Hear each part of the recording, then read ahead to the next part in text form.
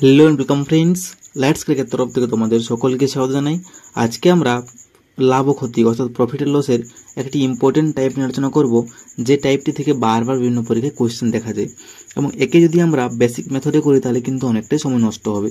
তো একে আমরা শর্ট ট্রিকে খুব কম সময়ে কীভাবে করে নেব দেখে নেওয়া যাক। দেখো, বলেছে কোনো বস্তুকে 56 টাকায় বিক্রি করে যদি তত পার্সেন্ট লাভ হয় যত টাকায় তাকে বিক্রি করা হয়, তাহলে বস্তুটির ক্রয় মূল্য কত হবে। খুব সিম্পল, একে আমরা একটা ট্রিক অ্যাপ্লাই করে করব। দেখো, এই যে 56 দেওয়া রয়েছে 56 টাকা, একে আমরা এমনভাবে ভেঙে নেব যাতে এদের বিয়োগফলটি না ডিফারেন্সটা 10 হয়। তাহলে দেখো, 56কে যদি আমি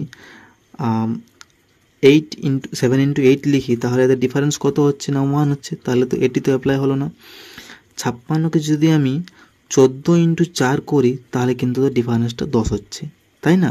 তাহলে আমি 56কে ভেঙে নিলাম 14 তাহলে ডিফারেন্স কত হলো না 10 হলো।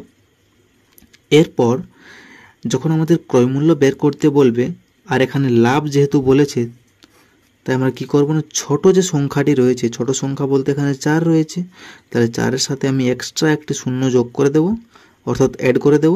কত হলো না 40, এই 40ই হলো আমাদের অ্যান্সার। তাহলে option is the correct answer. বোঝা গেছে? এটি হলো যদি লাভ বলে তাহলে। এরপর যদি ক্ষতি বলে তাহলে আমরা কি ট্রিক অ্যাপ্লাই করব দেখে নেওয়া যাক। দেখো, সেকেন্ড কোয়েশ্চেন বলেছে কোনো বস্তুকে 25 টাকায় বিক্রি করায় তত পার্সেন্ট ক্ষতি হয় যত টাকায় সেটি বিক্রি করা হয়েছিল, তাহলে সেটির ক্রয় মূল্য কত হবে। তাহলে এখানে 25 রয়েছে। দেখো, এখানে কিন্তু আমাদের ক্ষতি বলেছে, তাহলে আমরা কি করব না, এদের ডিফারেন্সটা কি করব না 10ই বের করব, কিন্তু এখানে বিয়োগ করে না, এখানে করব যোগ করে। তাহলে দেখো, 25কে যদি আমি 5 ইন্টু 5 করি তাহলে 25 আসছে, কিন্তু যদি যোগ করে দিই তাহলে কিন্তু আমাদের 10 চলে এলো। এখানে কিন্তু আর বিয়োগ করছি না, কারণ এখানে ক্ষতি বলেছে, তাহলে আমি যোগ করে দেব। ডিফারেন্স পেলাম 10, তাহলে আমি লিখতে পারি যে একটি হলো 5, একটি হলো 5। প্রথমে নিয়েছিলাম ছোট সংখ্যার সাথে শূন্য যোগ করেছিলাম, এখানে আমরা এদের মধ্যে যে বড় সংখ্যাটি থাকবে তার সাথে শূন্য যোগ করব।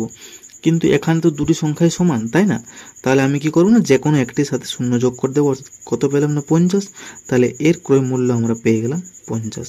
Option is the correct answer. যদি এখানে 4 থাকতো তাহলে কিন্তু আমরা এই বড় সংখ্যাটির সাথে শূন্য যোগ করে এর ক্রয় মূল্য বের করে নিতে পারতাম। বোঝা গেছে?